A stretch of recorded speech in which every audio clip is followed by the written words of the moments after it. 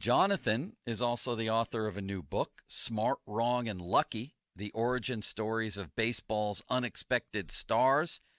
And he is on the Nemacolin fan hotline. Nemacolin round every corner creates real life magic for guests. Jonathan, how are you today? Thanks for coming on, man. I'm doing all right, enjoying this damp, cold Pittsburgh weather. Well, we're going to talk about a lot of things today, but let's talk about this first. When you were on with us last, we went and dug up the clip. I want to know if you still feel this way. It's okay. It's all good. Falsey, let's play Jonathan the clip. I hate putting timetables on it because so many things have to happen, but I think that they're starting to move in the direction of being that team that contending teams don't want to play. I think the team that they have at the big league level right now is not a team that is going to be the big league regular lineup for a long time. I think that starts to happen next year. I think 2023 is the year that no one wants to play the Pirates. You think about the Padres from a couple of years ago before they were contending. They had all this exciting young talent led by Fernando Tatis. They had future stars, and they were playing really loose and really good baseball down the stretch. So if I were a team that was trying to contend, even though the Padres weren't, you did not want them on your schedule. I think that's the 2023 Pirates. So I'm going to be a little conservative and say 2024, when you get the bulk of this really good talent that's in Altoona to the big leagues and established. That's when I think things can get really exciting here. You sticking with that, Jonathan? Is that the way you're feeling heading into the season? Yeah, see, usually the beauty of this is no one remembers what I said 5 minutes after I said it. You guys are killing me. Don't we know it?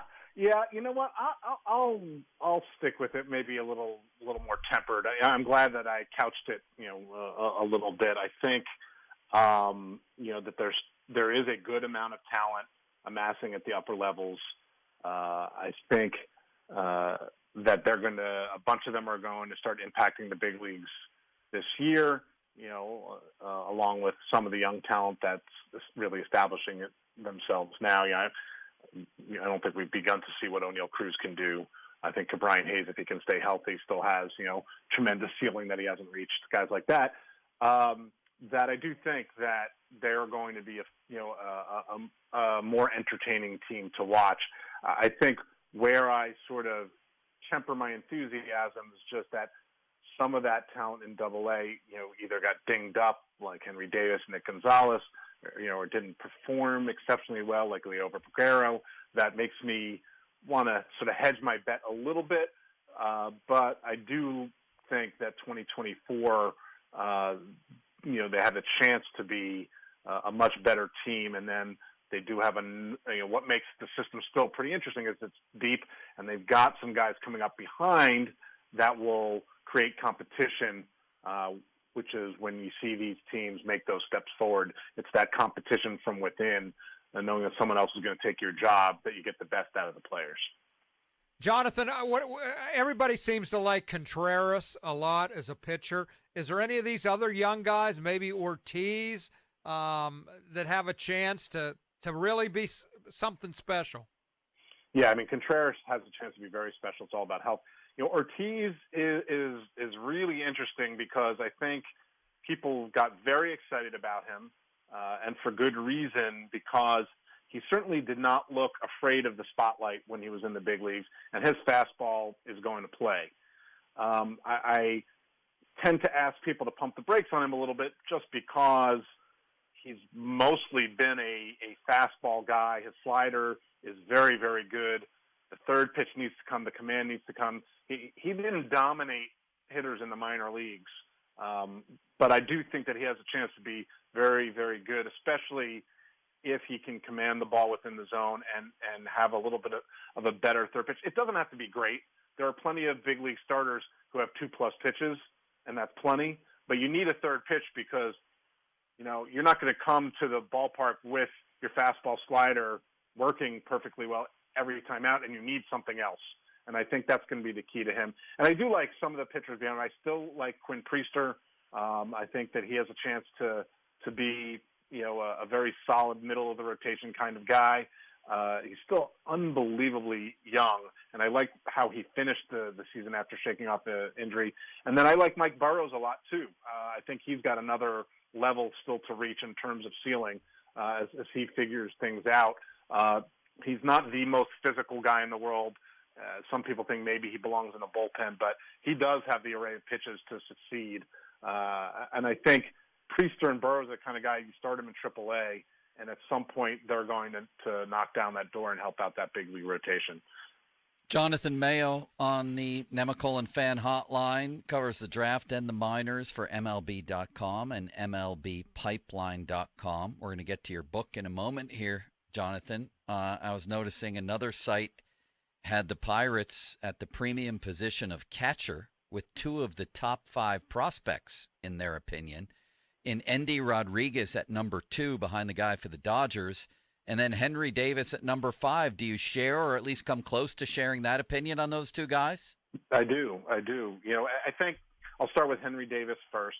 There are questions about the defense, not the arm. The arm is ridiculous. He just needs to stay on the field and get enough reps because the bat's going to play. And I think the defense will be good enough. He got down to Bradenton to work with pitchers in January. This guy works very hard. He's got a little edge to him, which I kind of like because he wants to prove people that he can stick behind there. I think even if you have to move him out behind the plate, he's pretty athletic. I don't think he'd love the experiment of playing the outfield, but if they told him he's going to get his bat to the big leagues faster, then he'll do what he needs to do. But for now, he wants to prove people he can catch. I could see them coming up with some sort of shared catching, with Henry Davis and Endy Rodriguez. And I talked to Davis in the fall league, and he was all for that. He really likes Endy Rodriguez and respects him. Endy Rodriguez can really hit. He also is another guy who is super athletic and doesn't mind moving around the field. So I could see a scenario that would be a little unorthodox where you have two guys sharing the catching load and playing elsewhere the rest of the time because you're going to want their bats in the lineup. Endy Rodriguez has a chance to be a true impact hitter and is going to be the star of that trade as sort of a throwaway with the third team from the Mets. But I think he's going to hit in the middle of a lineup and do a lot of damage regardless of where he ends up playing. He could be an everyday catcher. I think he's improved his defense enough.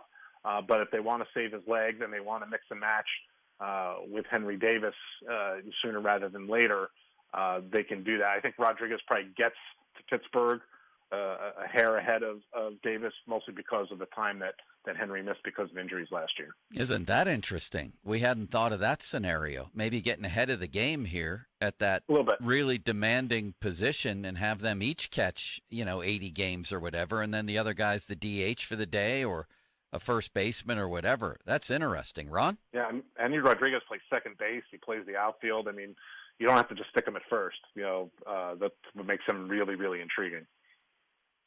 Speak on Cruz a little bit more. I'm a guy that loves guys that have big dreams, and he talked the other day openly, wants to be a 30-30 guy. Said maybe even 40-40. Maybe that's stretching it some, but how good can this kid be based on what you saw last year, Jonathan? I don't want to put a ceiling on him. I think he's a unicorn for so many reasons. This is a guy who every year I would ask, well, when is he moving off a shortstop? When is he going to not be able to play shortstop anymore? And here he is playing shortstop in the big leagues. Will he do it forever? I don't know, but he does things that someone his size shouldn't be able to do. And that's just one small part of his game. He is an exciting player that I do not want to put a ceiling on. He has 30-30 potential. I think it's going to come down to managing the strike zone and making good swing decisions on a more consistent basis. And I think the time he spent in the big leagues, I think he saw what he's going to need to do.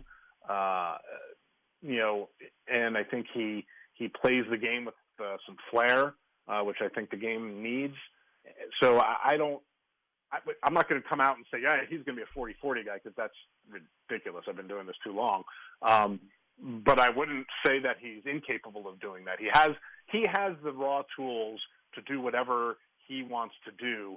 And I think the only thing that has ever stood in Oneil Cruz's way, outside of some injuries here and there, is Oneil Cruz.